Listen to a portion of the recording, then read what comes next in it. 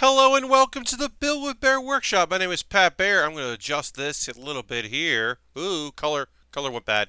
Hi and welcome to the Build with Baer Workshop. My name is Pat Baer. Ooh. There we go. That's better.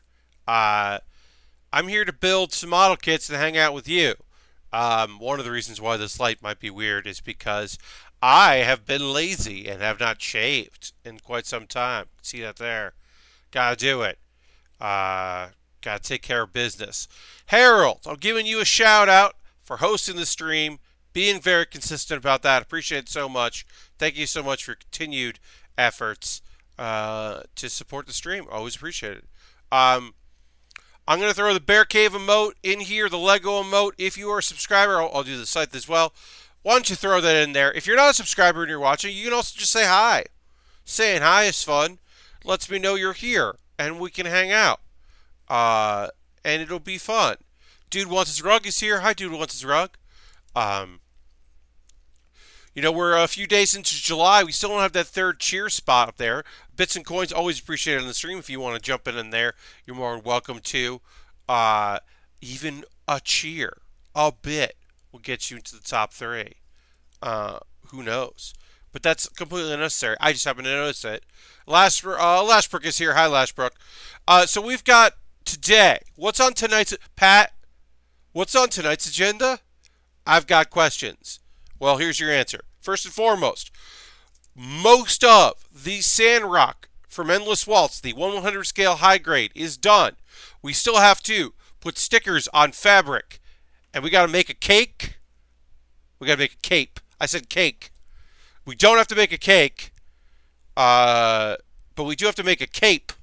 So we got to put some stickers on some cape to keep things from falling apart. We got to do that. We got to build a cloak here for our friend here, the Sandrock. It's a piece of cake to make a pretty cape. Indeed, Logan Payne. That's a pop culture reference that some of you will get, and some of you will not. So we got some stickers, and we got that. That's the thing that's going to happen. Then, we have a Leo. We have the 144 scale high grade Leo that came out last year. It's a 2018 kit. We got to build this kit. We got to build this kit. We got to build this Leo. And then, because it's a 144 scale, and it's a high grade, it's not a real grade, it's a high grade, it's going to be fast. We might have time tonight to start our next kit. We're not going to make a Kate. Kate's streaming right now. Don't watch Kate's stream right now. Watch it later. Watch this now. If we get to it, we're going to go to our other high grade that came out in 2011 that I purchased when I bought the Leo. We've got the Nobel Gundam. We've got Neo Sweden's Nobel Gundam. One of the things it tells you to do is to buy the high grade of the G Gundam, the Burning Gundam, and have this one like rest in its arms. And that's, come on. This is a fantastic Gundam on its own. It's got a weird whip thing. I don't know. Hey, Mr. Bob. Happy to have you here, Mr. Bob. Mr. Bob says I'm going to start my Lego X-Wing. Hell yeah, you are. Good luck on that, buddy. Ken's here. Have Burning Gundam rest in Noble Gundam's arms. Indeed, Logan. I'd also need a high grade of any other G Gundam. The Master Gundam, I guess I could do it with. I mean, that's the whole thing, right? It's because of the Berserker system, the Noble Gundam, is more of a threat than it should be. But it's and it's the love thing. Look, G Gundam was trying a lot. Does it fail in multitude of ways? Certainly. Is it trying to be shonen?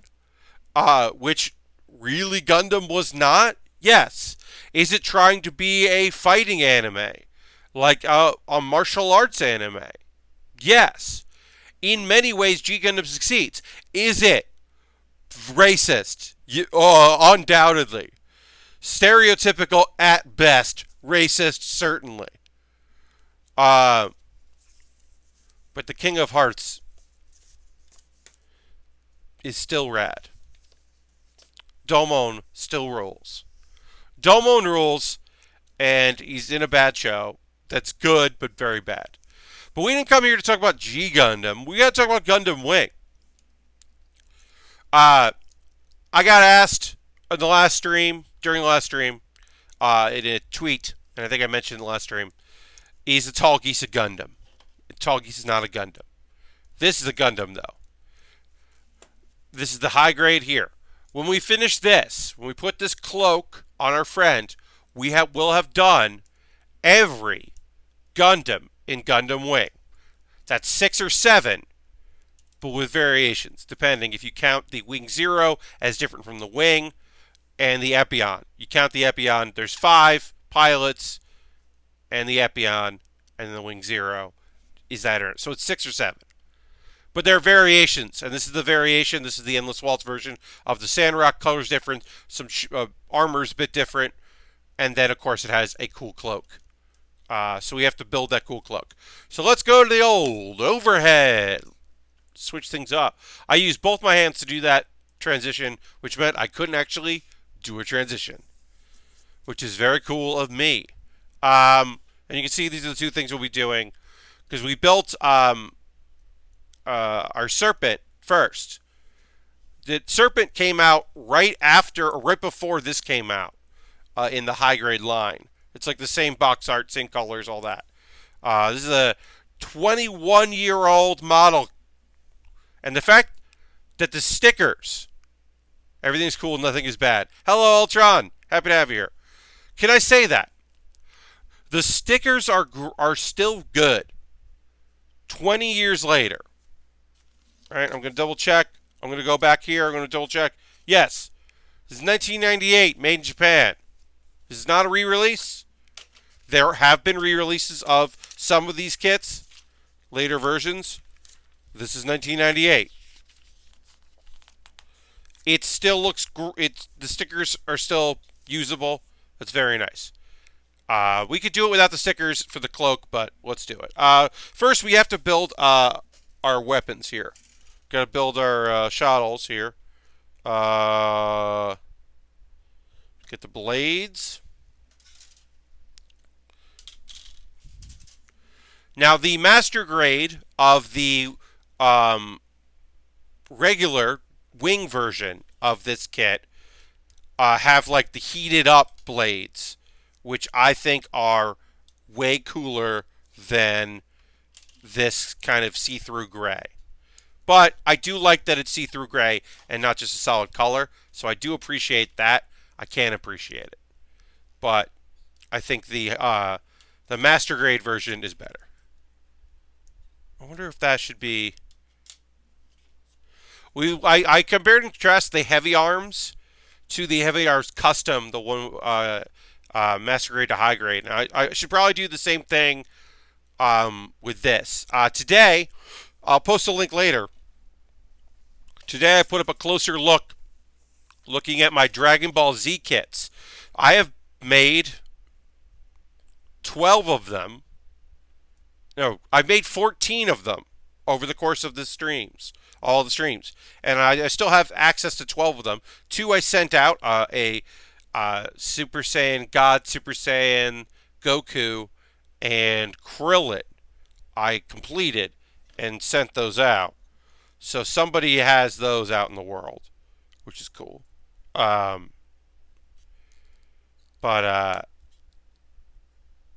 So I finished those. So I did a video, and I'll link to it in the middle about that, which I'm excited about. I think it will be cool to for people to see that. If you haven't seen that, I'll link to it, and it's in the show description here if you're watching this later on YouTube. But also, you should subscribe to youtube.com/PatBaer, because that's a way to find out about the videos that I make. I do 2 closer looks a month now, and I don't know how long I'm going to be doing that, but it'll be for a while as I continue to figure things out. But I like the idea of doing a video where I update and compare and contrast that. It might not be the whole video, but I definitely should take a look at that, because there's some differences, and it'll be interesting to see the differences between the two. because people do ask. They're like, well, if it's a 1/100 scale, like what's the difference between a high grade and a master grade? And outside of getting like the exact same kit, there are some differences between the custom and the from the Swaltz and the regular, but it's like a pretty good approximation of in the late 90s, what did these look like? I think it's kind of cool. All right, so this goes like this. This goes like this. We need blade part here. All right, so we'll get this going. Okay, so the big thing today, I announced it at 8 p.m. Eastern time on our Twitter for it, for the League of Heels Twitter account. That and this is a bummer, but I did want to get the word out about it because we kind of ghostly promoted the panel. League of Heels is not going to do a panel at PAX West this year. We said that, hey, our next show will be at PAX West. We had said, and we said that it would be Trial by Combat. It would be the trial.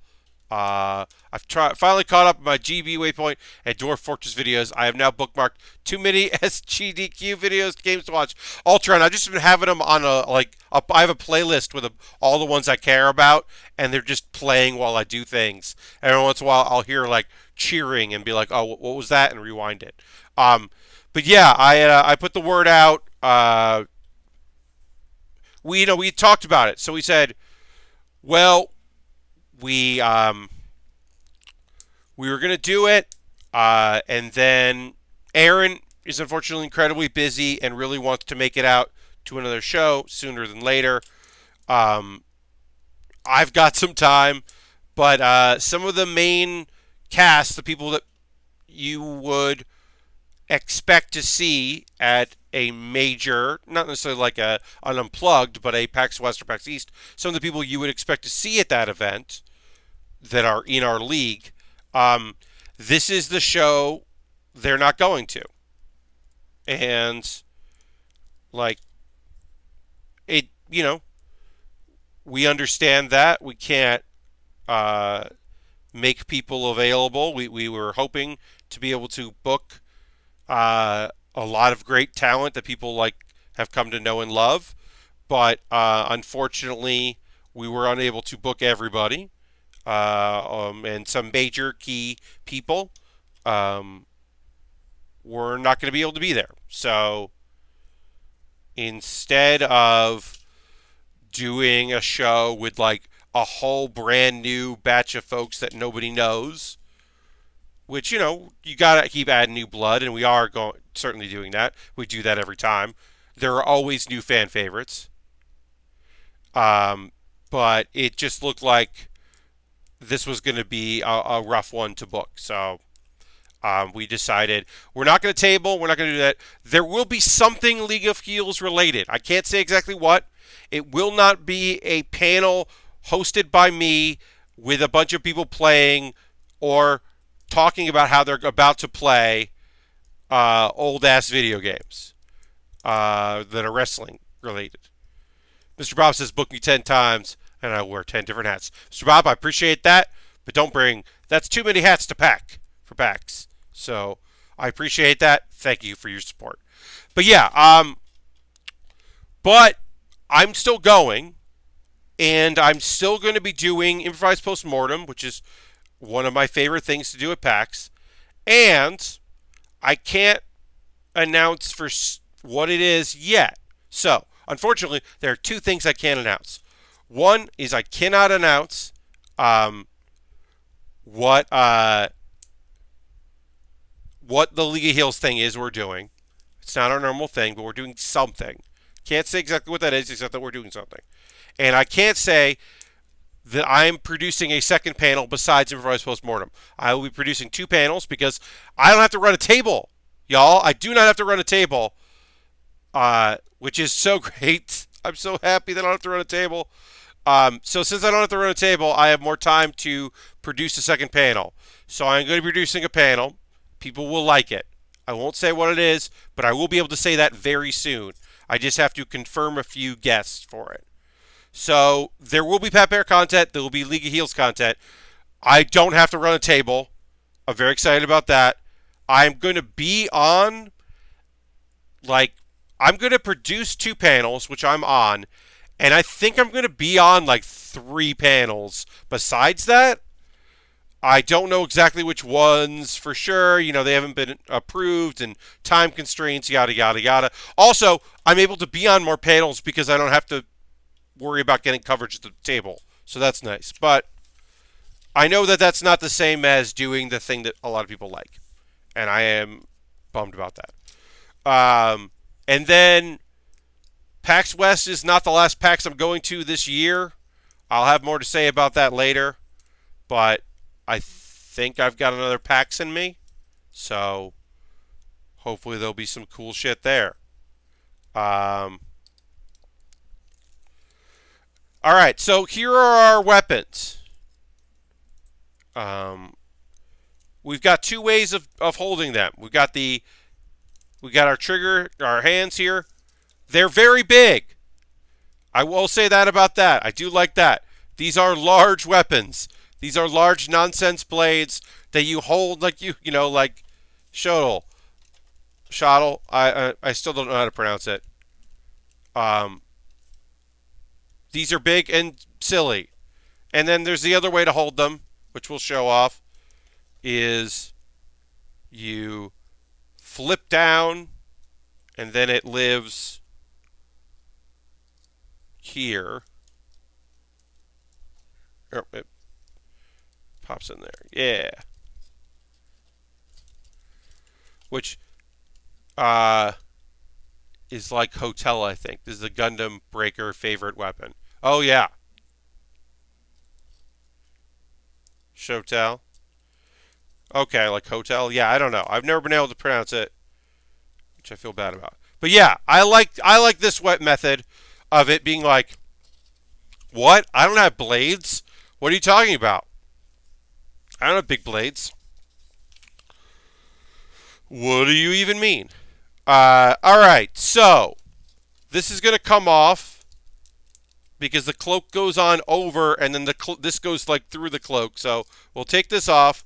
We'll lay this down, and now we're going to apply some stickers. So let's see here. This and this. I think this is the same. It's the same on either side. So it should be okay. But I want to make sure I do it so you can see how I'm doing this. Basically, I have stickers. The idea is that we're putting these stickers on to protect the fabric here from ripping and tearing. So we're reinforcing it vis-a-vis stickers. Which makes sense. I think that makes sense. And we shouldn't... Oh, and so we got to pop out the donuts here. Shouldn't be too hard to do this. I'm just going to... make it so you can see what I'm doing. But also, I can kind of freehand it. There is no second chance with this. Because unlike the plastic that I'm putting stickers on, there's not much room for, removing. So you kind of want to make sure you're getting it right in the first time. But I'm not worried about it. And just holding it down. Yeah, so this is going to be, just because, we're going to be introducing plastic to this. And we just want to make sure that we are doing things right. These are all the same. These are all identical. So yeah, I've been working with Ryan Hartman and Pierce Cochran from Penny Arcade. Ryan, it's a weird thing where Reed puts on the conventions, right? So Pierce is a Reed employee that works on Reed conventions, including all the Penny Arcade expos. Well, all the 4 U.S. Penny Arcades. Pierce is in charge of all the panels for those. Ryan is a Penny Arcade employee whose whole job it is to make sure that PAXs run really well in the U.S. But he's like technically a Penny Arcade employee. I don't know the logistics. This is what I've been told. This is what I've come to understand. Uh, these are the things that are said. Uh, so working with the two of them, because it's like a different team that runs PAX Australia. PAX Australia is like still Reed, but is not as much Penny Arcade and not US Reed. It's like its own thing. But it is still, I don't know, whatever. So yeah, I've been working with Pierce and Reed Pierce and Ryan on figuring out panel stuff and how to make this right, because we had talked about doing League of Heels, of course, and they said that I could have table space. But also, this PAX related thing that League of Heels is going to do, that and anytime during the weekend, if you're at PAX West and you come up to me and you say, "Hey Pat, I would like a Bear Cave pin, or I would like a League of Heels pin," I will give you a button. I have buttons. These are buttons that we've had in the past.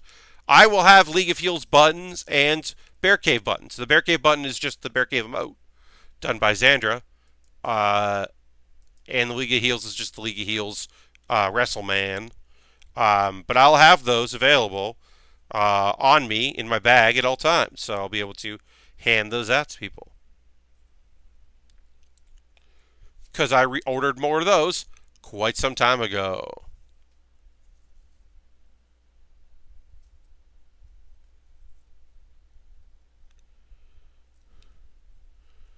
All right, so these stickers are done. Now we're going to do the other stickers we have to do here, which is just 4 of them. It's the other 4. They're all the same. And this is just the front part. Because basically the idea is that the cloak goes over the Gundam, and then there's other armor that kind of holds it in place, which is stuff over here. It's slightly different color. It matches more of the body than the shoulder pieces. It is weird that we are going to cover up our stickers by putting the cloak on, but also the cloak is cool and different. And I, what am I going to not do it?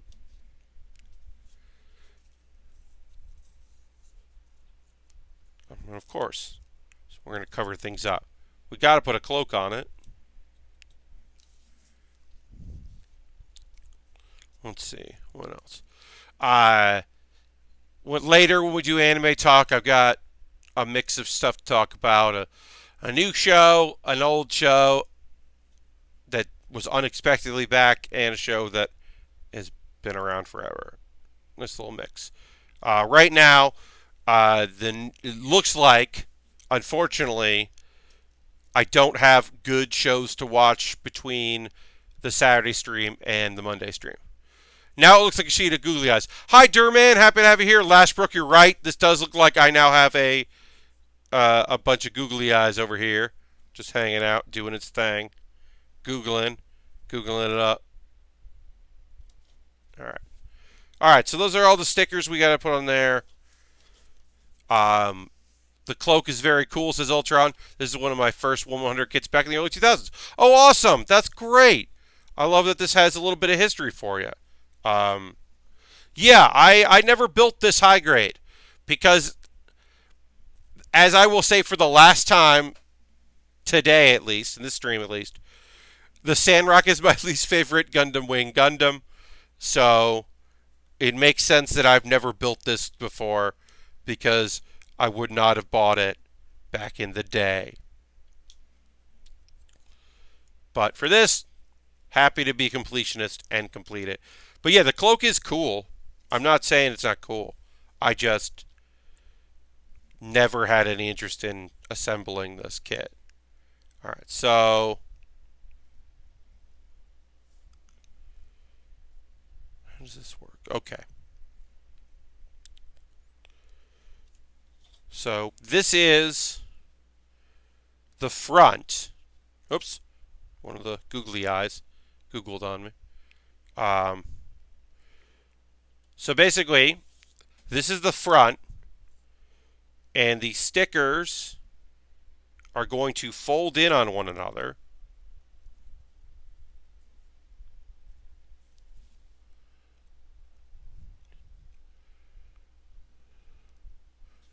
So that's how that works. So they fold in on one another. And then this side is going to be on the back and come in like this. And then the top is going to go over here and form like a loop, and there'll be a hole that part of the top goes in. Well, so it'll go like that. Should I have the sticker side up for that? I guess I'll do a sticker side down. We'll get to that in a second. Let me get this part done here. So this is going to go like this. So now the sticker part is there, and that's there. I would have liked to have seen the shuttles with the red set of blades for heat. Indeed, the heat blades, yes. Because we have that in the 1/100 master grade of the regular version, which I think is cooler. It's cooler and hotter. All right, so this is this is technically the front of it. I have to look at this. No, I don't. Yeah, so technically this is the front of it, and that's going to be the back of it. So let's get our pieces out that we need here. We need 22 on this side. I haven't done this before. I haven't watched anyone do it on. Sometimes when it's an interesting kit with something that's kind of unique, I will watch like a YouTube video of someone putting together. Often when it's a kit from a show that like I'm not super familiar with, like when we did the clear V Gundam that I got at New York Comic Con. Like I watched a video of that because I had never done a clear kit, and also that has that weird like transforming core lander thing that I didn't understand how it worked. So I watched a video of that. But I often, like in this case, I just was like, oh, I kind of know what this is. I'll figure it out. So for better or worse, we're going to figure it all out as we do it. All right, so this is going to be this side. This is 12. But yeah, looks like this season anyway, most of the stuff I want to watch is coming out like Tuesdays, Wednesdays, and Thursdays. In fact, this past Saturday I talked about a show that comes out on Thursday, so it's going to be part of my Thursday rotation, and there's a couple new things coming out, and I think one of the new things that's coming out this week is the Thursday show as well. So that happens. I'm not like mad about it. Just one of those things. Sometimes the show you want to see just comes out on improper days. So we lost the wonderful time where I had two shows I liked and they came out on Mondays. It was very convenient for me as far as the stream goes and having stuff to talk about, but whatevs. Alright, so this goes like this. Here.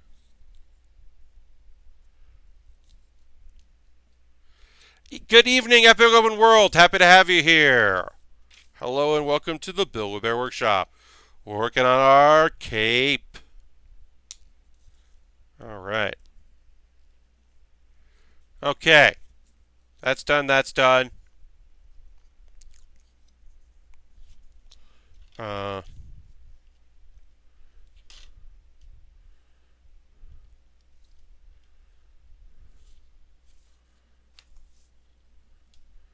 Alright, so this is going to go like this, and then that's the front, and then this goes like this, and the top goes over it, and then they both hook into. So this might be me messing up several times, but luckily this is just me putting uh, fabric around some holes, so I feel like it'll be okay if I'm not perfect with it. So then this goes.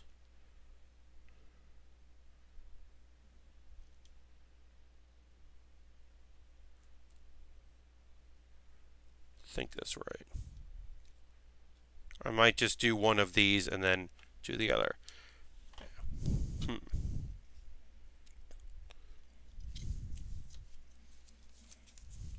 A cape is always good fashion, says Epic Open World. Indeed.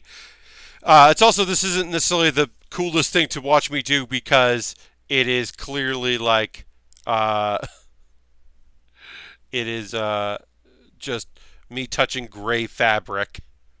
So, not the most compelling content in the world. Alright, so then this is going to go. We'll just do one and then we'll do the other. Makes sense. So this goes like that. And then this is going to go where the hole is.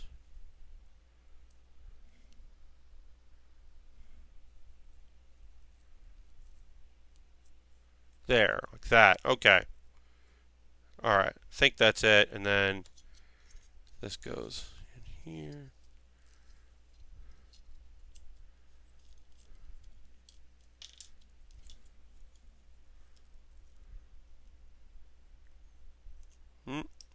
Okay.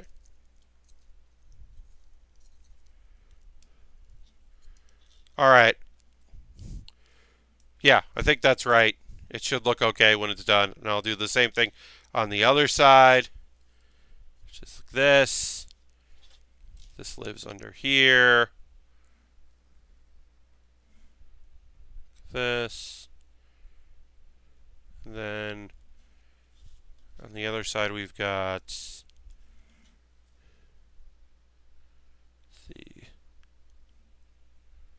that.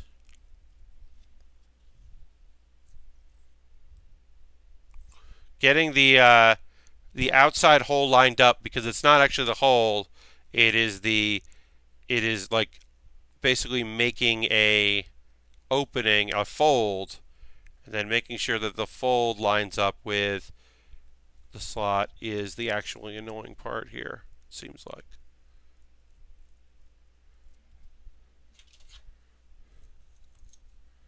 Good saying. Epic World, me touching gray fabric. Not so for the word Dailymotion video, indeed.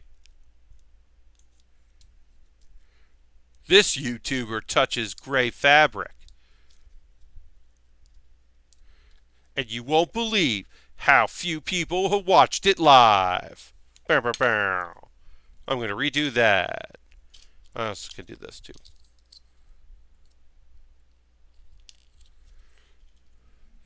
Hello, Urban Buddha. Happy to have you here. Welcome, welcome to a Monday stream.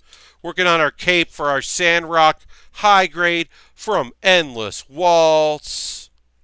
And I don't know why I said Endless Waltz like that, but I did. All right. That looks right. Time to shove this thing here. Working on our cloak. Cloak cape. Cape cloak. Whatever you want to call it. We're building it. And then I'm going to take a drink of water because I need it. All right. There's that. And then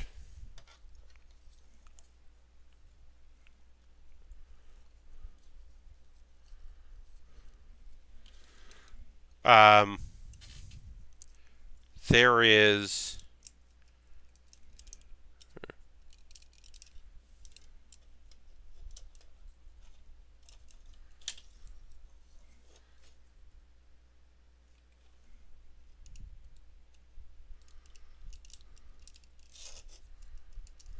okay.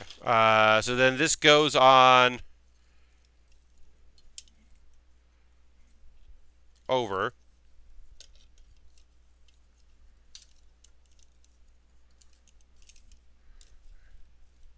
And maybe it looks cool when it's done. I don't know. Try to get this to go on, right?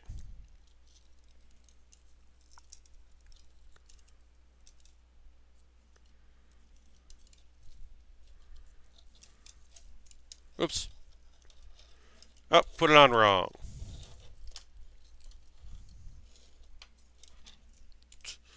Kind of bummed there was no new Gundam Origin today. Yeah, I haven't been watching. I have not been seeing the show at all, so I don't know. Mr. Bob and I have been talking about that. How we're kind of disappointed in the last few Gundam projects.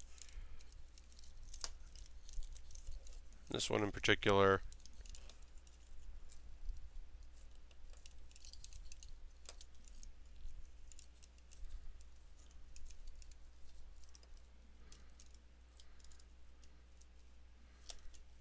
There.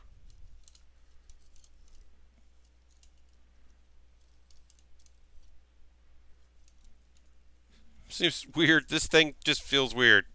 But whatever. We got it done. And then you can put the backpack. Uh, I'm trying with Unicorn, but I'm only a few episodes in. So far, it hasn't captured me. Yeah. I would say that's probably around my interpretation of that, or my experience with that.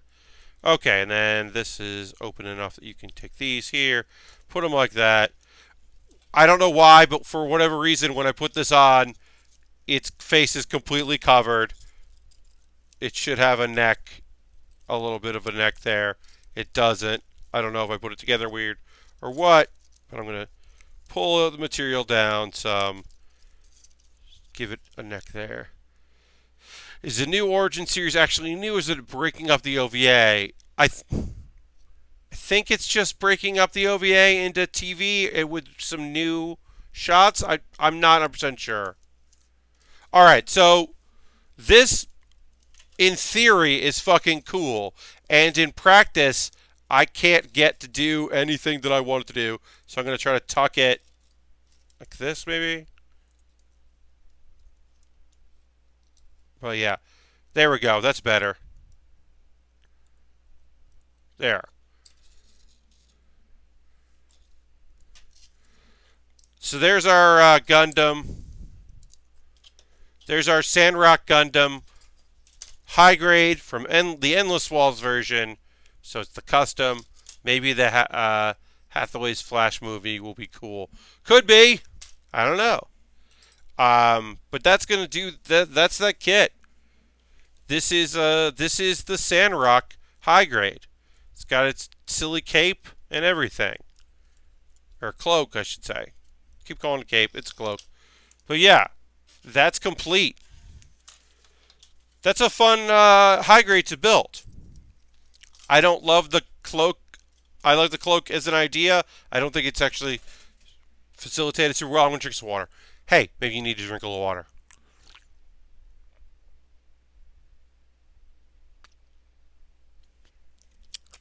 I mean, honestly, I think Iron Blooded Orphans is the last Gundam thing I really cared about.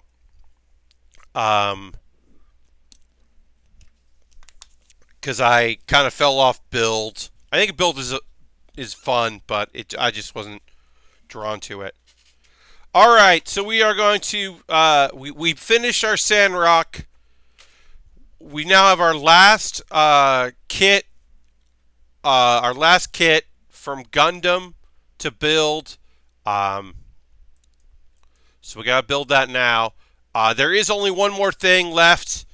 That's on my Amazon wish list for me to build from this series. This kit, this Leo, is a 1/100 high grade.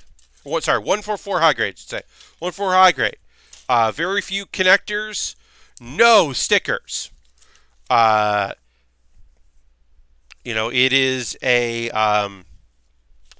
144. It's a high grade after colony, so it's HGAC. What you'll see is either HG or HGAC out there. It is meant for you. They really want you to buy multiples of this kit. Like, they definitely want you to go and pick up a bunch of them. Uh, they call this part of the Gundam Evolution Project, or Gunpla Evolution Project, which is that it's supposed to be like trying to be more show accurate. Um, but I mean, even the box just shows you a lot of Leos. Like they want you to buy more Leos. Um, and I like the layout of this, like the different colors, the different sections to build. Like I said, not many connectors. We've got our small blades there. But this is three, this is three. So I, you know, I don't think it's going to take too long to put this together. Uh, It following along with the Figure Eyes has some color in it in the booklet, which I really appreciate about the Dragon Ball Figure Eyes sets. But yeah, lots of English. Obviously, this is a 2018 kit, so lots of English in the instructions. Uh, Outside of the first page here, does tell you, not only does it tell you what pieces you'll need, it tells you where on the sheet they are, so you can just find them. It's like, okay, so you're going to need these here. You're going to need these there. You're going to need those there. Then you're going to connect it with that. Straightforward, very easy. Instead of, this is, instead of building the right leg, yeah. So basically, it's telling you to build the right leg. We're going to build this twice, this twice, this twice. This twice, this twice, and then we're going to stop here, because then it's like, oh, that's the right leg, and then we'll do the left leg there. So is this the Krusty Krab? It's a very symmetrical kit. Ultron, totally true. Yes. But yeah, I mean, that is the thing that's nice about some of these symmetrical kits, is that you're like, all right, this is a High Surfer Ninja, by the way. But yeah, but it's very straightforward. This is going to be, it's a tiny kit. It's the 1/4 scale. It's meant, to be a smaller kit, obviously, and it's the Leo, so I think it's going to it'll be fun. People really like the Leo as far as a mass-produced mobile suit, and I agree with them. So we'll just snap out some people. Pat, I was just catching up with Twitter. No League of Heels at PAX. Yeah, Epic Open World. I mentioned it kind of at the top of the stream. We will have some sort of presence there. There's going to be an event that we're gonna hang out during, but which I'll have more details as we get closer. But we're not going to do a full traditional, usual panel. Despite me owning it longer, I think you'll probably finish this kit before I do. Well, Ashbrook, unless you're building it right now, I certainly will, because I think we'll finish this today. If not, if we don't finish it for tomorrow, on Thursday. But yeah, we got this earlier this year, I believe. I got it. I can't remember. Yeah, I think this was yes, because I went on an interview and then went next door to Image Anime and picked these up. But yeah, Epic Open World. Going back to what I was saying there. We'll have some presence, but we won't have a table, and we won't be doing our full normal panel. Unfortunately, this was the show that we were just it wasn't going to come together in a satisfactory manner for us, so we made the unfortunate decision to skip the show. I'll be there. I'll be doing improvised postmortem. I'll be on at least one other panel. I am producing a second panel that I want to wait until I can book a few names for. I'm still in the process of confirming some guests for it. But once I have that, I will announce it, and I think people will like it. And then I'll hopefully be on a few other panels. There were a couple people that reached out and were like, hey, are you available to be on panels? And I was like, now, yes. Now that I'm not running a table, it'll be good.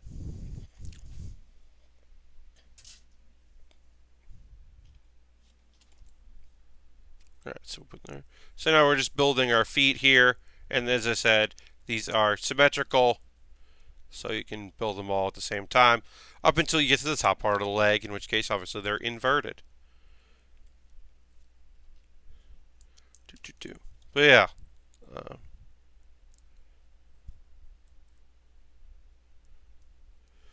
We've since we started, we've done every PAX East and every PAX West since, and it's a shame to miss one.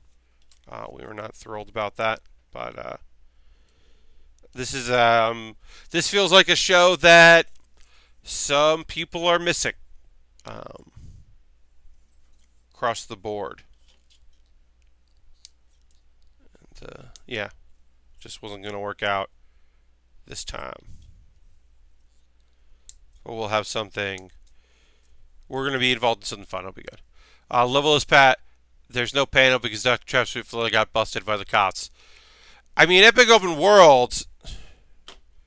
I mean, I couldn't figure out the joke form of it, but PAX East revealed that everyone either was a cop or a narc, except for our champion John Drake. So, you know, everyone is a cop and possibly in trouble with the cops. So, who knows? No, yeah, I was like, oh, I can put a joke in here about like, well, as you know, everyone in League of Heels is an undercover cop, and we all have to work during the show. But I was like, meh, that doesn't work as well than just saying the honest thing, which is some people that we really wanted in the show aren't going to be at PAX, and the storylines that we want to do would greatly suffer.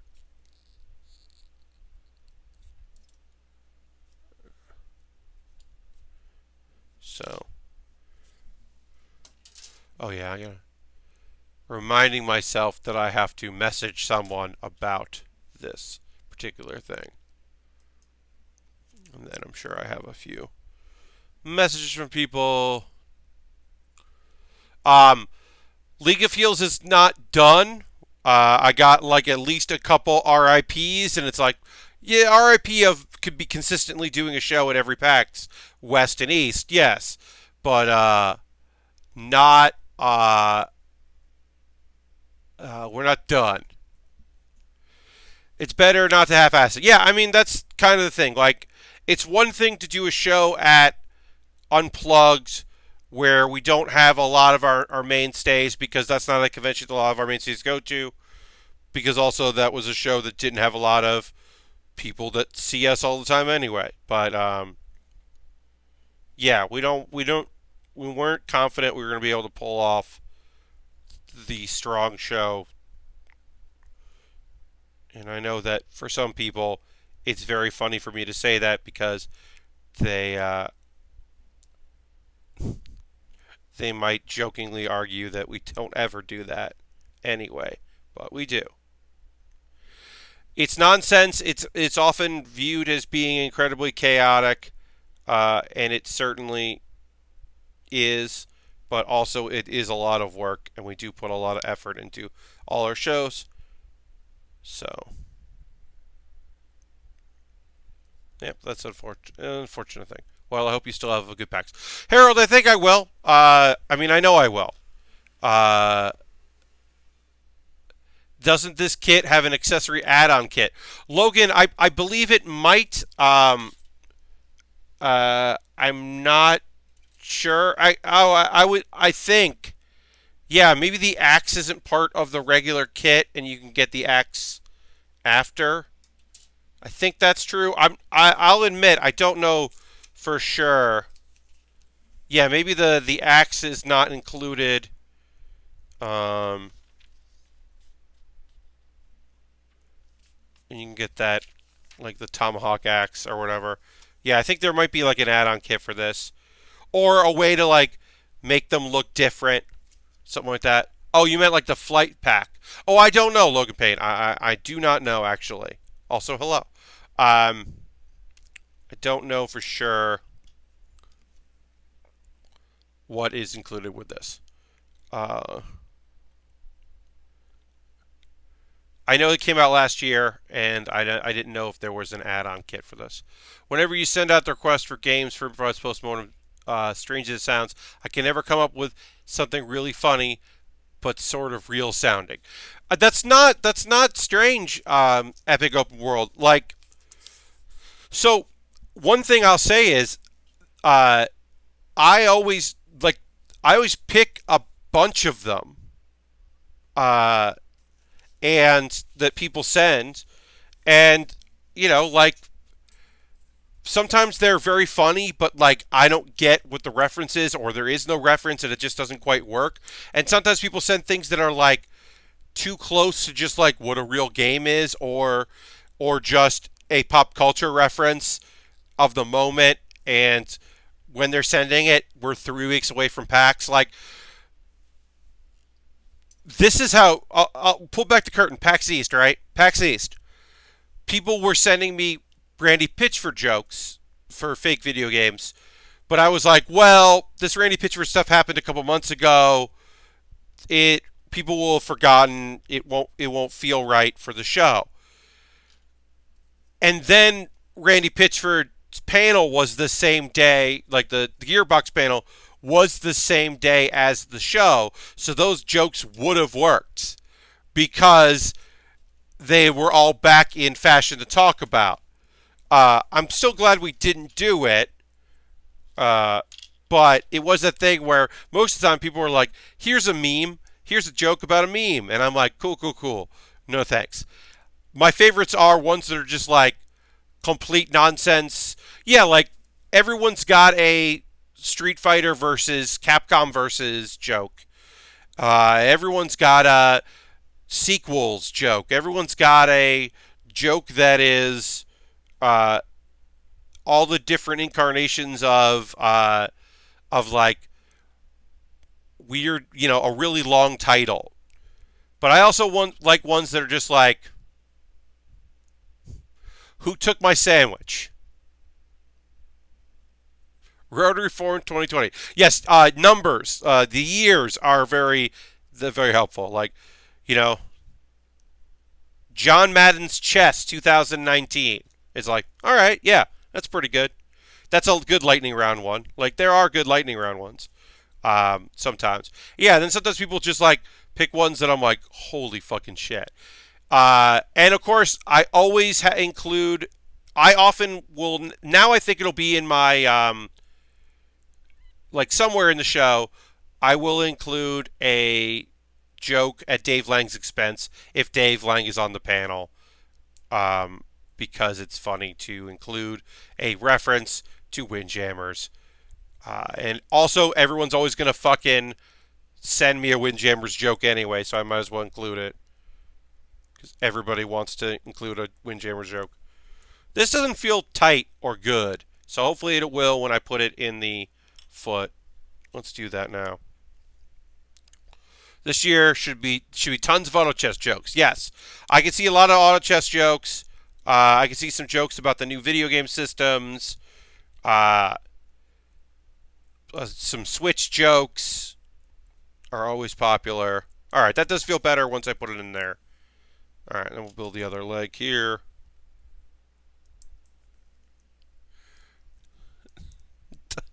Dave likes Del Katana. Yes, indeed. But yeah, I mean, like, I'll also say the ones that I do for the duos or persons, the first half of improvised postmortem, those I come up with a bunch, and then I try to write for the particular people. If I don't feel like they're super into games, but they're in the gaming world, like when I had Laser from the Double Clicks, I was like trying to pick out something for them that, like each person that like they will enjoy or have fun with. When I had the Someone Has Died crew, they're board game people. They're not really video game people. So I picked like a generic, this sounds like any video game thing for them, just to give them something to play with and play off of. Um, because it's in a 2 minute thing, the joke of I don't know what this is, what you're talking about. I don't know what this means, works fine, but it doesn't work in the longer pieces. The lightning round is fine if you're just like, yes, a game I know everything about. Ask me anything about the game that we made in the genre I know everything about. It doesn't work when you're on stage by yourself and you have to like talk about the whole game. It can be tough. Port Cyberpunk 2077 to Switch. The game is literally you trying to port the game to Switch. Yes, Epic Open World. A game about porting the game is pretty fun.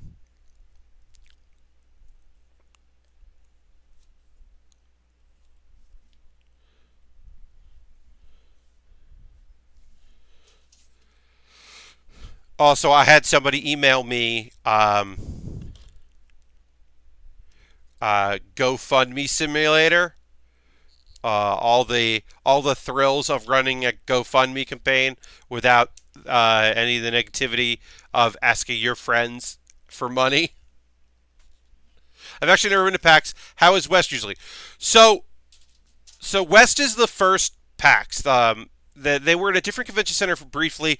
They're in the Washington Convention Center for most of the whole time since it's too big. It takes over the city. It's too big for the location. Like all the panels, almost all the panels are in hotel room ballrooms around the convention, and the convention center is almost exclusively the two show floors and some meetings and some small panel rooms, and then also like some tabletop stuff and a lot of walking around.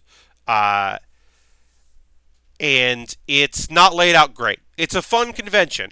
I love PAX because the people that I like and want to see go there, and the community goes there, and people who like me go there and like what I do. So I'm able to do panels, and I really enjoy that. Uh, and it's a chance for me to perform in front of an audience, and hey, I really like doing that. I'm a big fan of performing in front of a crowd. So for me, I think it's really great. Um,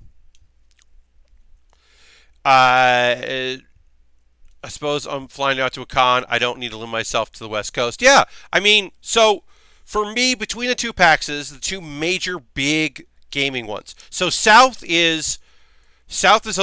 doesn't have the biggest names of developers, the biggest games journalists, the biggest panels. It's got some staples of people that go to everything.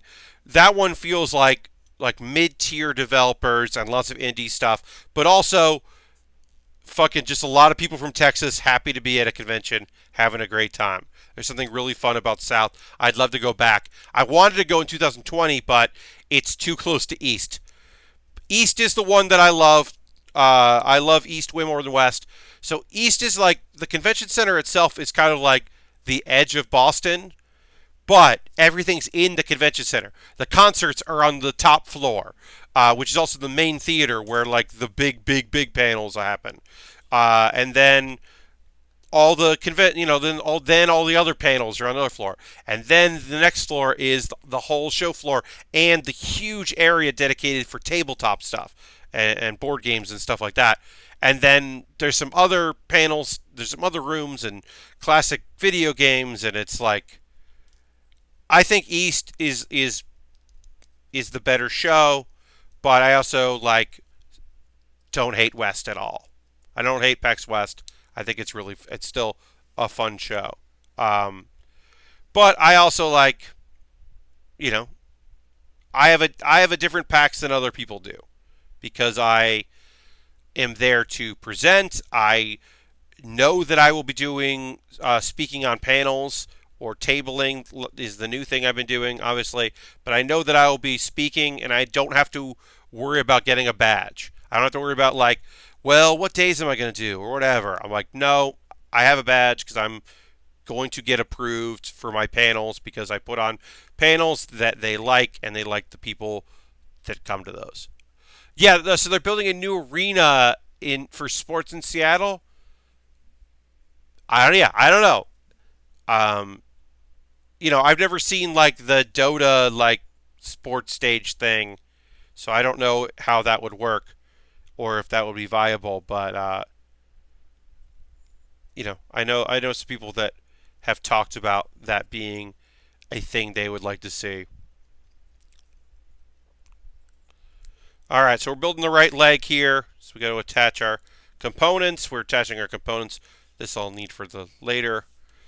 B11. There's not a lot to say about this kit. It's just snapping together pretty straightforward, pretty simply.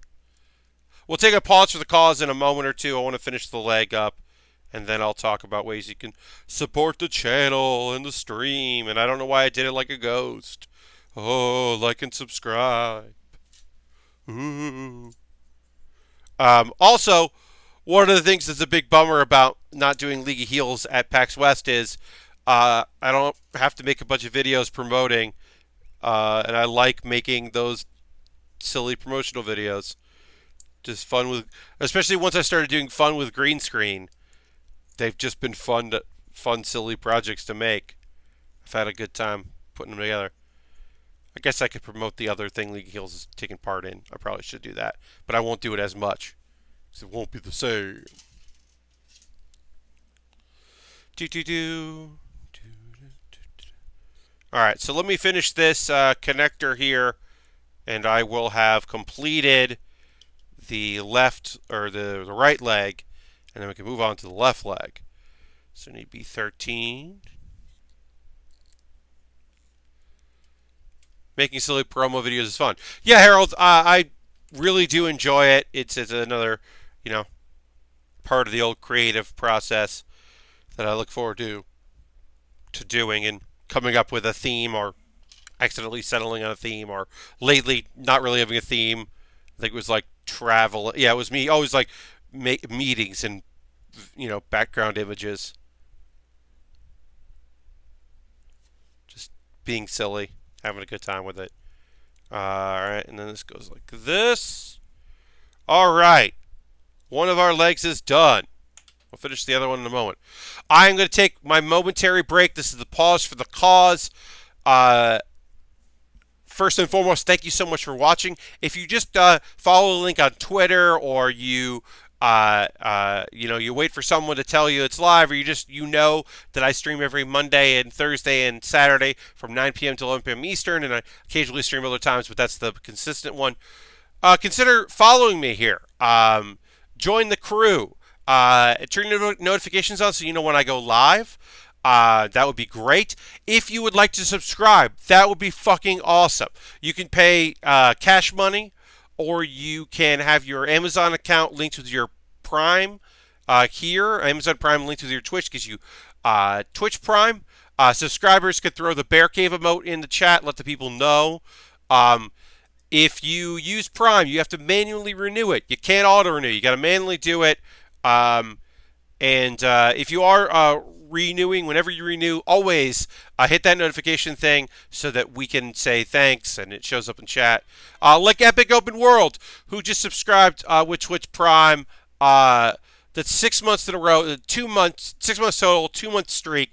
Thank you very much, Epic Open World. I'm going to throw all the emotes in there. There's a tier 2 emote if you want the scythe. Yeah, also bits and coins always appreciated.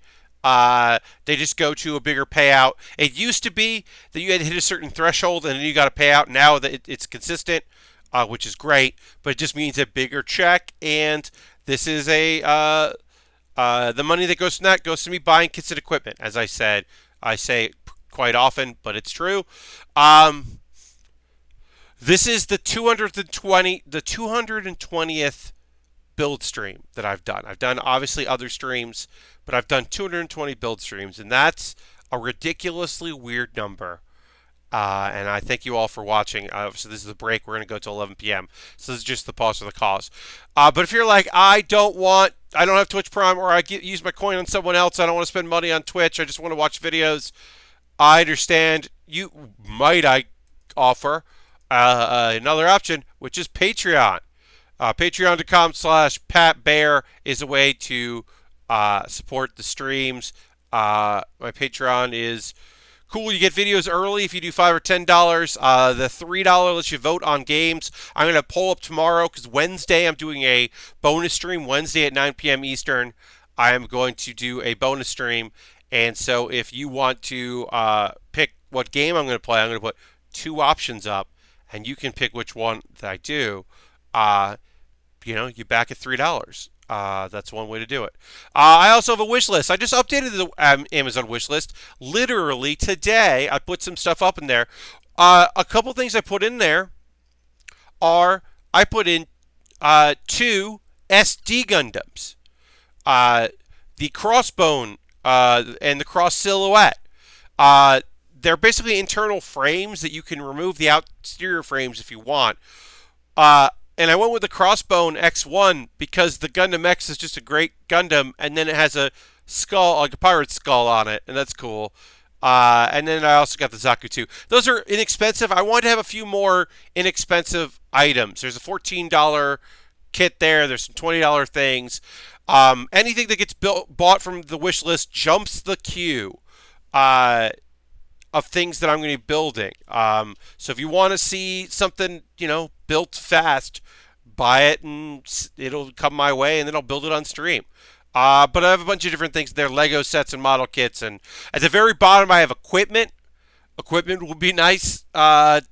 Refreshing my snipper clips, refreshing my toolkit. That'd be nice, but it's not necessary. I also have a coffee, and anything I make through Patreon, through Twitch, through my coffee, goes to me buying kits and equipment.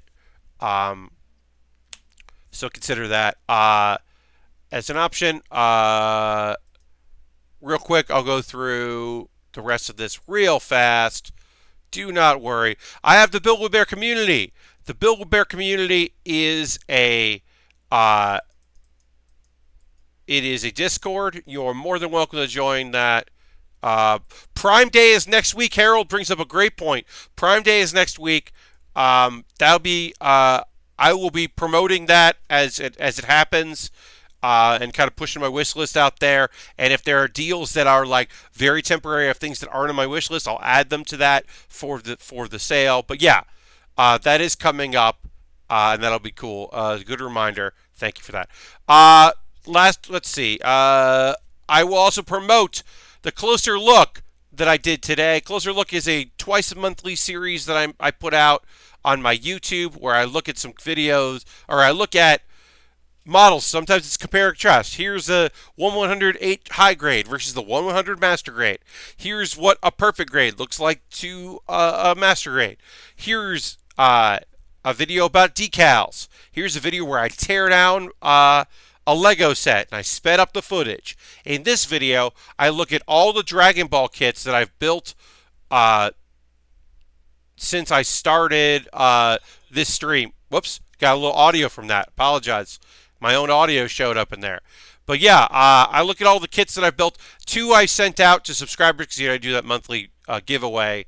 But yeah, I have all the other ones out, and I'm excited for people to watch that because I think it's kind of cool and different.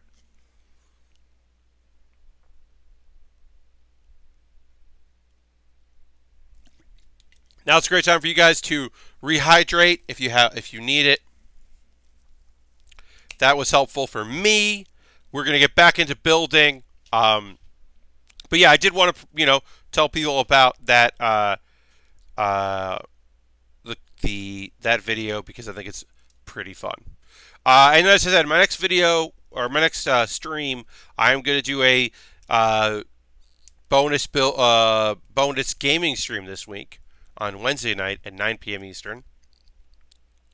I don't know what I'm going to stream, but I am going to stream a game, and I'm going to put a poll up tomorrow for my $3, $5, and $10 patrons, and they'll decide what I build next, and that will be cool. And I hope they pick something good. I mean, I'm putting the options up.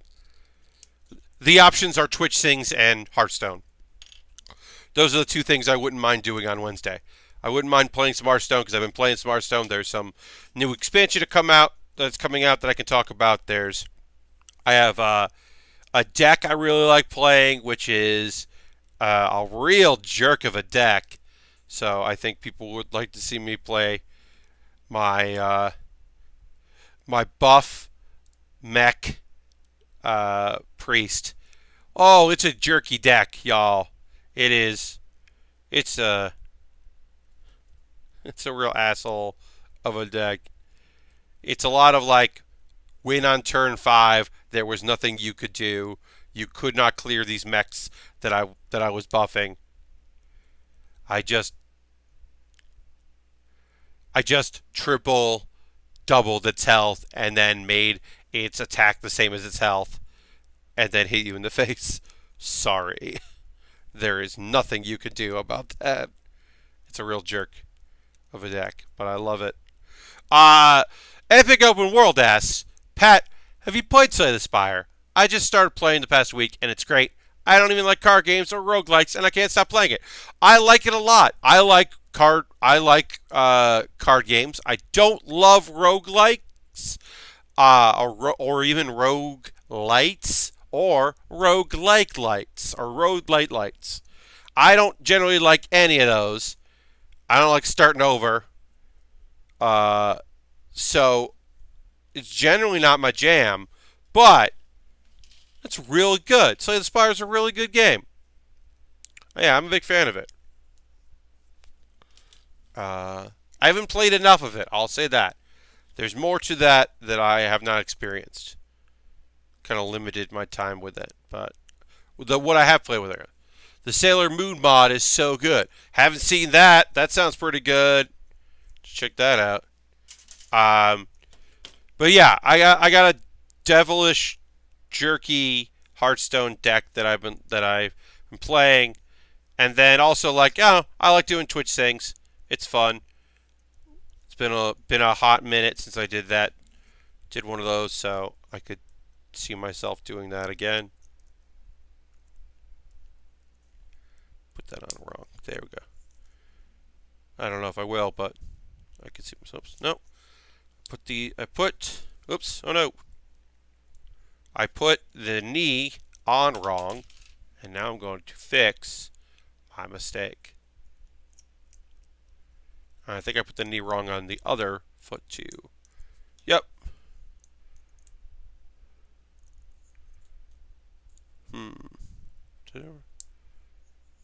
Wait. Nope. Did it wrong. I saw that today on a stream, says Open World. That sounds cool. Yeah, I haven't seen the mod, but that sounds cool. Like the sound of that.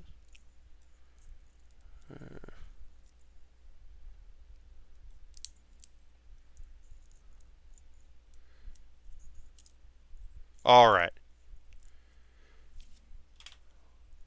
That's done. That's done. Finish up our leg, and then we can move on to the next step. Okay, so it's after 10, second half of the stream. Time to talk about the anime I want to talk about. We'll start with the surprise. I am with you, not liking to start over with roguelites. Somehow Slay the Spire doesn't make me hate it. Probably because it's totally turn-based, and I can take as much time as I want playing it. Indeed, yes. Turn-based helps a lot. Also, sometimes you just end up with, like, a great deck. Like, you never know. But sometimes you're just like, wait, this is good. Oh, this combination, I don't know if I'll ever get this combination again. Oh, wow. So, yeah, there's a lot to like about that game. Okay, so I knew that when the Blu-rays came out, there were OVAs for that time I got reincarnated as a slime. Usually there's an OVA. Sometimes there's like 10-minute little bonus stuff, and sometimes there's a full length. Often with shows, there's a full length as one of the ways to get people to buy Blu-rays. It's to me the least nefarious because it's telling like a side story from the manga, or it's kind of lighthearted, or maybe it's a moment that they skipped, or that would just be kind of fun to do, playing around. It's all the voice actors. It's just like an extra fun thing. Um, that is the case with that time I got reincarnated as a slime. They're calling it episode 2 because it is technically the second OVA, but it's the only one they have licensed. So that time I got reincarnated as slime, it was a Monday show, so they put the OVA out today, and it was fun to see. It's a fucking beach episode. They went ahead and did their goddamn beach episode. And for those that don't know what look, one, it takes place at a lake, so it's not an ocean episode. It's a beach episode. At least it's not a pool episode. For those that don't know what I'm talking about, fan service is obviously a huge component of anime, and the idea of taking your characters and going on a light adventure at a beach where nothing really happens that involves the plot is a trope in anime. Often it is also filler. It is just a side story thing. It's in between stories. It might further some character development or some interpersonal stuff, but often if it's filler, it's not going to do that because it literally doesn't count. It's not part of the story. It just exists to exist, and then no one's ever going to talk about it again. Because this is the OVA, no one's going to talk about it. So, it's in some ways it's better to do it as an OVA, original video animation. For those that don't know OVA, I'm sure almost everyone here knows that OVA or OVD, original OVD, it's sometimes called, or OAD, because now there's like, if it's just on a Blu-ray or a DVD, it's under this name. That's what they're calling them. But basically, it's just that this is a non-canon story that you aren't expected to ever reference or think about ever again. Now, because it's Blu-ray and wasn't on Japanese television, there are a lot of... It's not a great episode. And the thing about... And I want to talk about this, because to me this is an important thing to talk about. When we talk about isekai, the genre of person traveling to another world, there are tropes involved in isekai. One of the tropes that time I got reincarnated as a slime mostly avoided was the harem aspect of the genre, of the subgenre of it. Yes, there are female characters. Yes, occasionally they are ogled. But them being in love with Rimuru, the main guy, isn't the focal point of the show. There is some conflict. It is just paid for laughs. It is not played for drama. There are very few characters pining for our main character. It mostly is free of it. It takes a long time to introduce a third female character once the main two are introduced. It has its ecchi moments. It has its like, they go and hang out with a bunch of elves, and the elves are like at a host club. Like, yeah, that's not great. It's not great at all. But for the most part, comparatively, it's very reserved.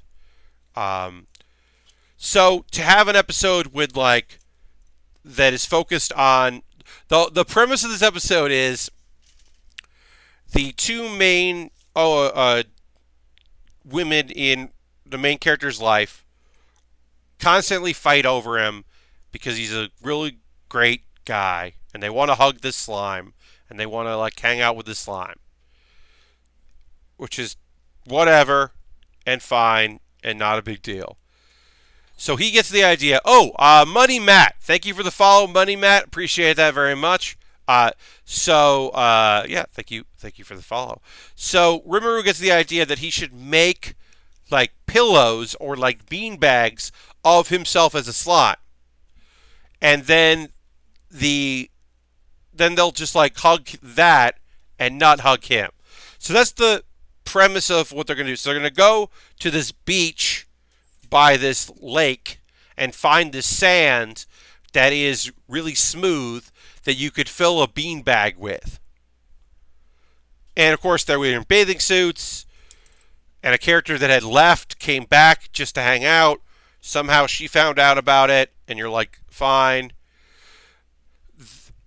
It's whatever, and it's fine, and it's just not a great episode of the show, and it's a bummer, because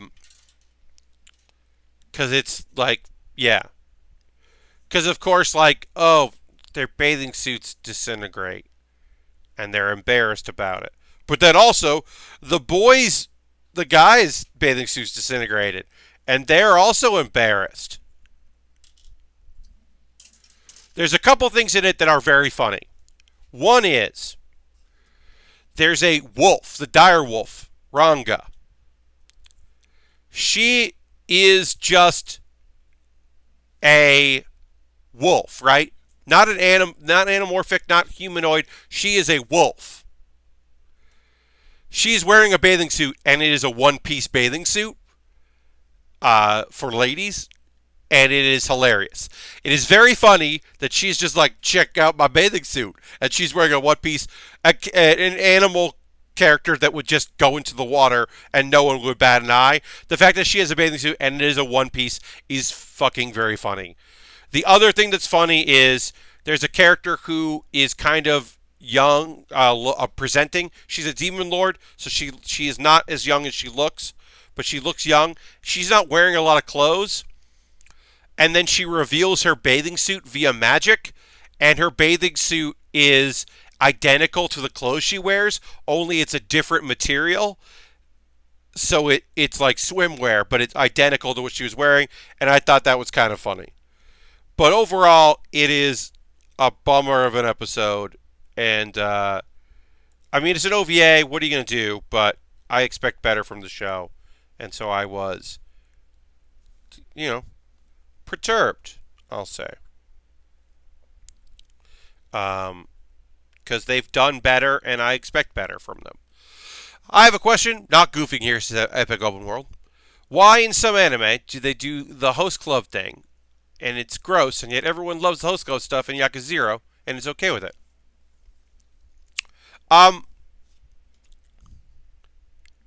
So, it's complicated. But I think a lot of the host club stuff in Yakuza is from the perspective of you being host clubs, and host clubs are different. Yes. Urban Buddha says, I think because one fetishizes it, while the other one presents it in a way that's realistic to the environment. Yeah, so the thing is, Yakuza is, it's larger than life, but it's also well representative of Japan or a version of Japan. But one of the things about like Yakuza 0 or most Yakuza games are you're seeing it from the perspective of this kind of like monster with a heart of gold. This like broken man-child who you're not like when he's like typing at it, the humor of I'm not convinced this man fucks or has any idea about sex at all, might not know how sex works or how babies are made, or anything. They find the humor in it and the relatability about it. Whereas in a lot of media, other media, particularly like anime, so in that anime, you already, in one of my biggest complaints about that is, okay, so we go to this dwarf kingdom, everything's pretty cool, Kiryu has never had sex and you can't convince me otherwise. Yeah, but in that time I got reincarnated as a slime, we don't learn the names of any of the women. We don't see elves again in this show. 24 episodes of the show. The only time we meet elves, they are the elves that work at this club. And they don't have names, and they don't have personalities, and they are just there to be big boobs that rest on top of our slime as they're hugging the slime. And it's shitty. It's very shitty. Later, we meet dryads. And if you want to have the conversation of are dryads the same as elves, that is not a conversation I can have as far as the world of the time I got reincarnated as a slime. I think they're different from elves, but maybe at best, we go from episode 4 to episode like 18 or 15, 16 between those characters. So it's presented as fetishization, and elves certainly are in media as well, certainly. And so yeah, so overall, there's some funny moments in this thing, but it is generally the episode is meant to be just. It's not a full real episode. It's an OVA. Expectations should be different, but I still have a basis expectation of it being pretty good, and it wasn't that great. It was okay, but not that great. It's one of those things like you can miss it and it'll be fine, and then someone will put a clip on YouTube and you're like, I've never seen that episode, and they'll be like, it's the OVA, you don't have to. Also, I know for a fact that in Japan, they sell bean bags, like giant bean bags and small bean bags, shaped like Rimuru, the slime, which is how the episode ends. Is he made them and they're nice, but not the same thing as Rimuru. So that is kind of shitty that they literally like it. It's almost. I mean, obviously this is the bonus in the Blu-ray DVD. They want you to buy the Blu-ray in Japan. They want you to see, the whatever. Here's the bonus because you watched it on TV. Now buy it. But also, it's an advertisement for a product they sell. And that, look, art is complicit in selling you things, and it certainly is an ad for everything. Everything's an ad for everything else. But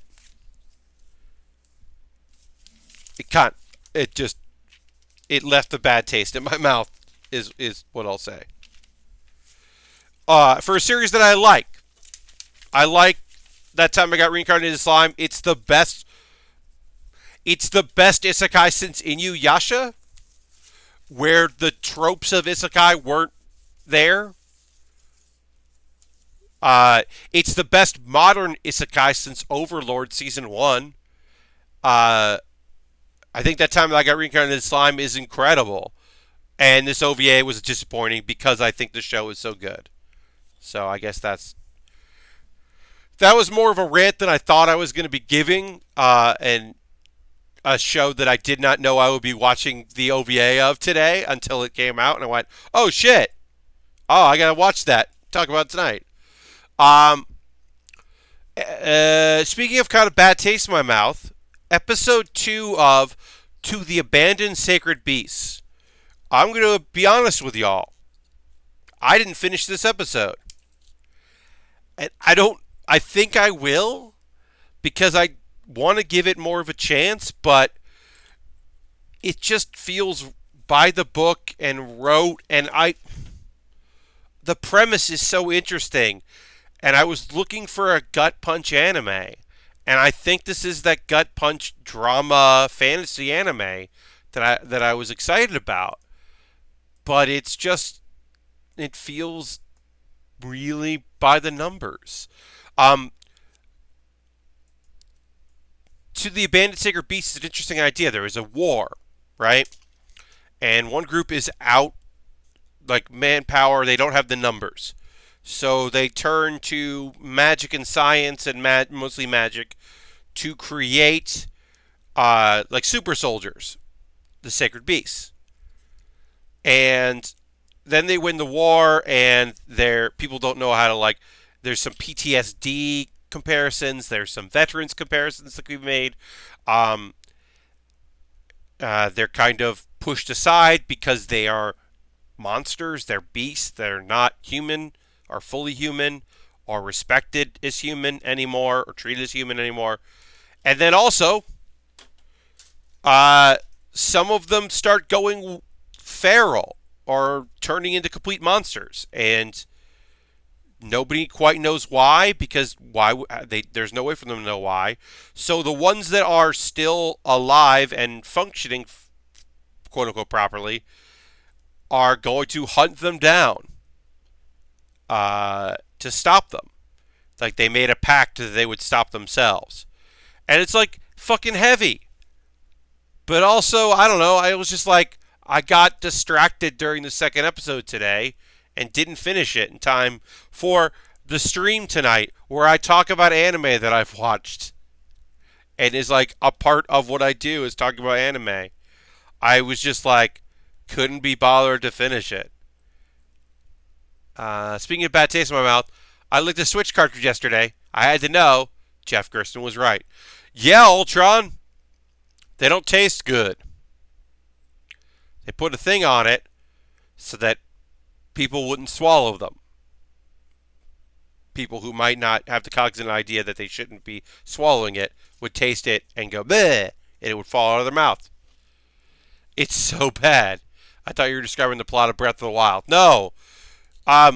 No, yeah, yes, but no. To the Abandoned Sacred Beast, like I said, there's an interesting show in there. I don't know if we're going to get it. I don't know if it's a slow burn. I don't know what. Like, I've heard feedback from people that they really didn't like Dr. Stone, the first episode of Dr. Stone that came out. And to which I say, like, look, that show the first episode of Dr. Stone has to do a fucking lot. They got to sell you they got to do a lot of world building. They got to sell you a big old story. And so they didn't necessarily do the best job of making you think that the main character isn't a conceited asshole. He is. I licked a Switch cartridge on stream the first time I hit 10 concurrent views. That is a bad taste. Yeah, Errol, it just... I've never tasted one. I don't need to. I'm going to take people's word for it. Sorry. Yawn in there that I could not get rid of. Yeah, that just sounds bad. I don't want that in my life. But yeah, Dr. Stone, I think, is really interesting. The world builders are interesting. And also, I am not opposed to, I have never been opposed to, a unlikable main character. Because I also think that he's just like, I mean, really, in the first episode, you have some other people talking, but you're really focused on two characters. One who is like a strong, good dummy, and one who is like a cocky genius. And you're like, okay. But I can't wait for the next episode. I finished Darling in the Franxx. That thing is Evangelion mixed with Gunbuster. Yeah. I mean, it's... When you look at who made it, it's like... It's... What if Evangelion was drawn like Kill la Kill? But also, people are like, there's no grand story here. We're going to stop at mankind sucks. And we're not going to go much farther than that. We're not going to try to talk about religion, really. We'll just talk about our faith. We'll talk about how, like, mankind, really shitty. It's pretty much retelling of Eva in my head, like a simple version with a simpler ending. Yeah. Yeah, I don't think the director of this show was cripplingly depressed. Which is good. Don't get me wrong. I'm happy that's not the case. But yeah, that is my belief. Yeah, I wish that show wasn't as horny as it is, because it's Trigger and Gynex, so it's goddamn horny. But yeah, I wish that show was just like 15% less horny. And they replaced that horny with like world building and interest in like what's going on and what they're doing. Because the world building in that show is fucking great. and the mecha robot humanoid, whatever you want to call that shit.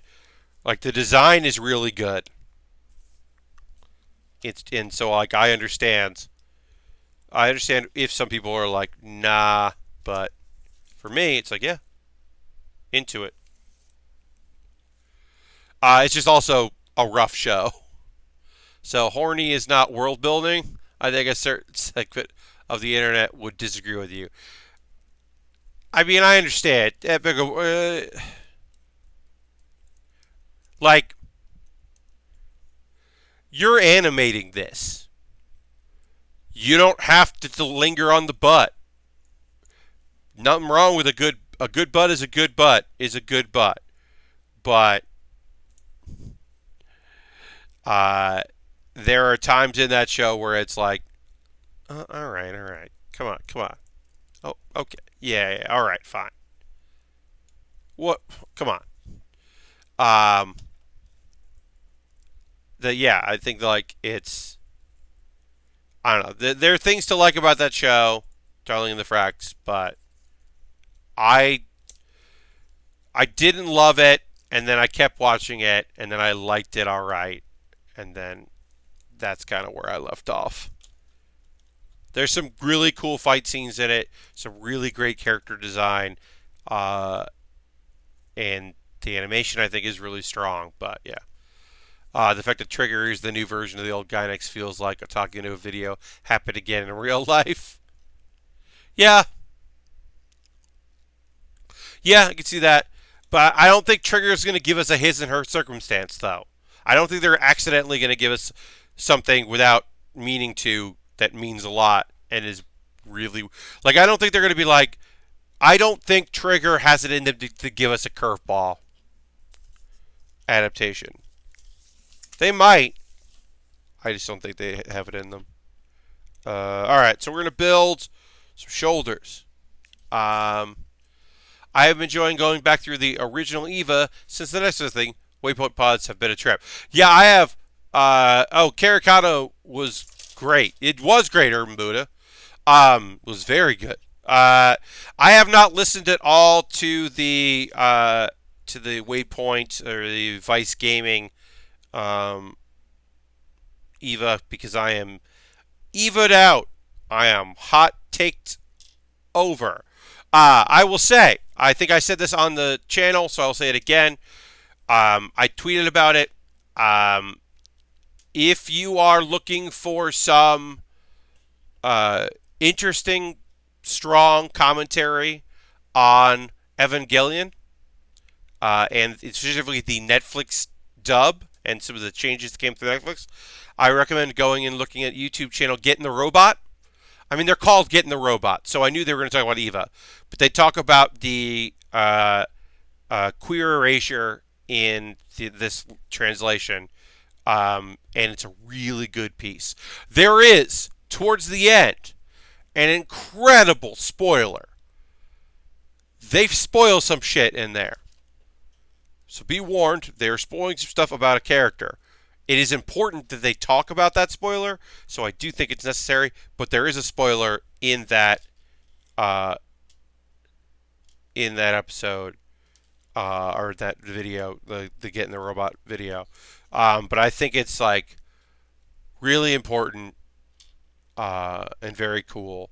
And a point that gets brought up that I think is interesting is that the people that would be singing the praise of the fact that a non-binary person is doing the voice of Shinji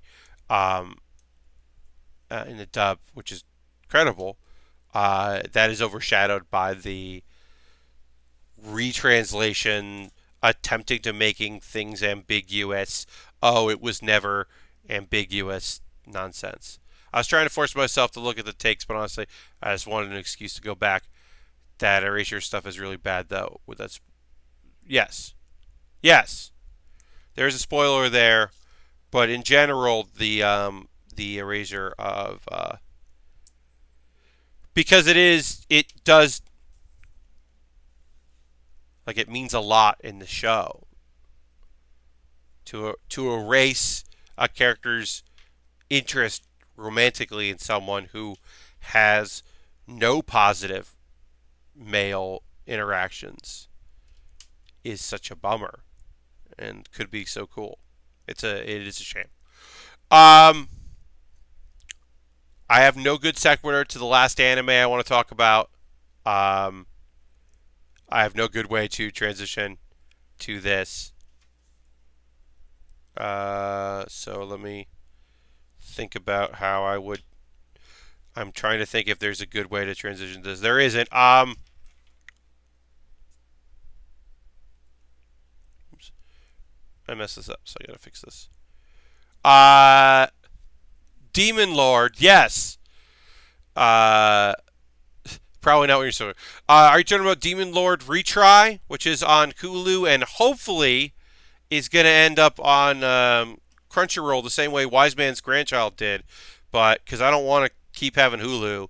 But Demon Lord Retry just seems fine. The opening animation told me that it's going to be that there are going to be a lot of female characters introduced, and it's one of those harem shows. But I like the idea of um, the twist that the y'all know the concept. It's an isekai. Oh, you meant that one from the previous stream. It was the one with a guy fighting a demon lord for his daughter. Oh, yeah, that's the other isekai. That's that's the other one that's problematic and weird. Apparently, I have been told by multiple people that if it's for my daughter, I'd even fight a demon lord. Goes bad places and does not end cool. Uh, and perhaps will even be not cool by the time we get to the end of the show. But I think it sounds like it is an Usagi drop later reveal, which will not be in the anime, but will just be people who read the manga will go, oh, shit. So I've heard that turns not great, but is still really sweet and cool for a while. So I don't know. No, Demon Lord Retry, I love the idea of, so it's the idea that a character in the video, you play a character in a video game, you're a monster, you're great, you're overpowered and hyped to hell. Then you get transported into a fantasy world as the character you were playing. And now you have to like figure out how to be that character in this world. But it's like a different game. So this guy was like playing a GTA Online style game. So he was called the Demon Lord because he was like very good. So he looks like a mob boss. Like he smokes and he's like wearing like mafia like a black suit and like dress shoes, let's say, not sneakers. And he gets transported into a magic land. So he's just like does not look right. He looks totally out of place. And I kind of fucking love that. I love the idea of like a online like multiplayer like shooter game like character that was just kind of called the Demon Lord gets summoned to this world and has to like do stuff. I think that's kind of fun. That's Demon Lord Retry. Like I said, that's on Hulu. I'm hoping that it comes to next week. It'll also show up on Crunchyroll because that happened with Wise Man's Grandchild and one other show. I can't remember which one showed up like an episode late. Because sometimes they end up on both. And I hope that's the case with this. Let's see. What other show? Oh, One Piece. Look, I'm not going to convince you to start watching One Piece. The Wano arc, the new arc, has started. The art style has changed. There's a new opening song. Don't watch the opening song because there's a bunch of spoilers. Fuck, I can't. Here's the thing. One Piece is going to drag out everything. This is already a long arc in the manga. This is going to be dragged out for so long in the anime. So they have to have stuff that's going to happen later. But the stuff they reference it things that you're like, oh, cool, that happens. Oh, cool, that happens. It's like, no, get that out of here. Don't do that. It's a bummer. But the song is pretty good, and the art style is so fucking cool. Look, part of it's just like seeing seeing Zoro again. We have not seen Zoro in so long. He was not in the last arc. It's just cool to see him doing shit. I forgot how much I missed him. It's rad as hell to just see Zoro Bizarro doing his thing. We're in the land of the samurai, and the art style is just really pretty and really cool looking. I would say, like, go on YouTube, look up the latest episode. I'm not going to say you should watch it. You should get invested. When people ask me about it, I would say the Grand Line Review is a YouTube channel that is focused exclusively on One Piece.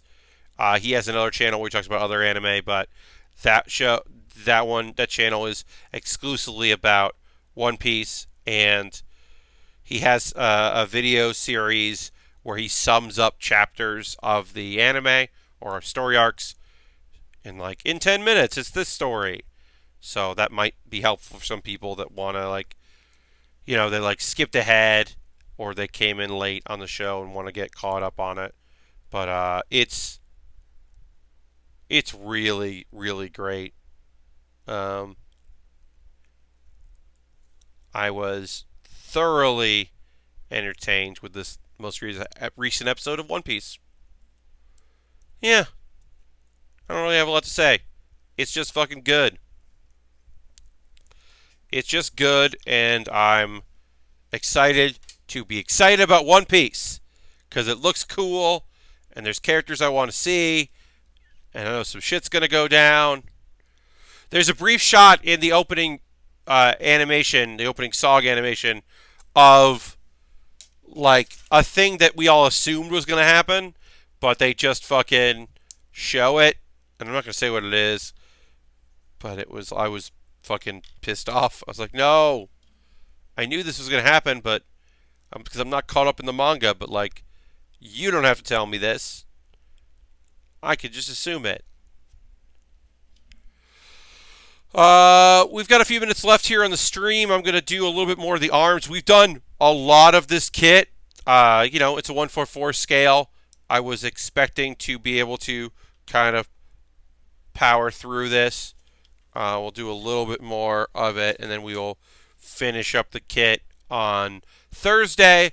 And on Thursday, we will do this, and we will do the Noble Gundam, which is another 144 scale high grade, so it'll be another pretty quick one. This one was 2011, so it's a older kit, but not an old kit by any stretch. So shouldn't take too long to finish this up and to start that. I mean, really, we have the head and the weapon, and there's only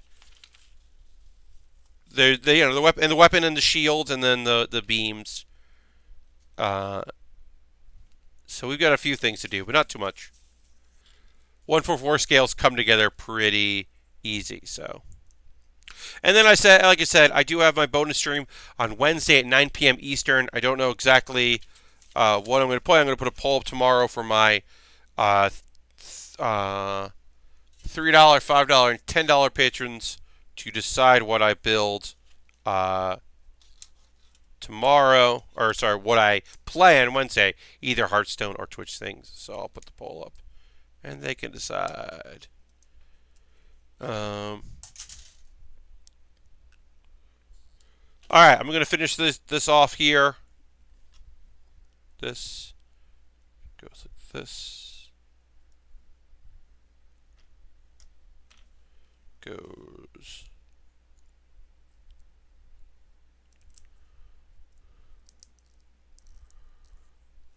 All right.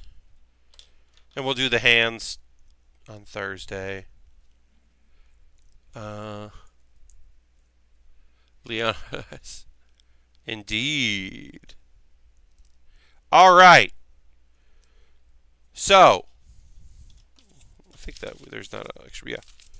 We'll do the hands, and the head, and the weapon, and the shield, and the beam swords on Thursday.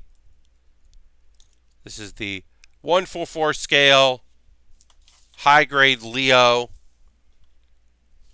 This was a pretty quick build that we'll finish up on Thursday, and then we'll start our next build after that.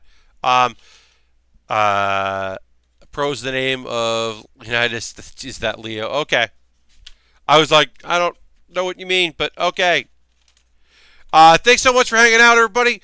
I will see you on Wednesday at 9 p.m. Eastern for some video game stuff. I will see you on Thursday for more building. We'll keep going on this.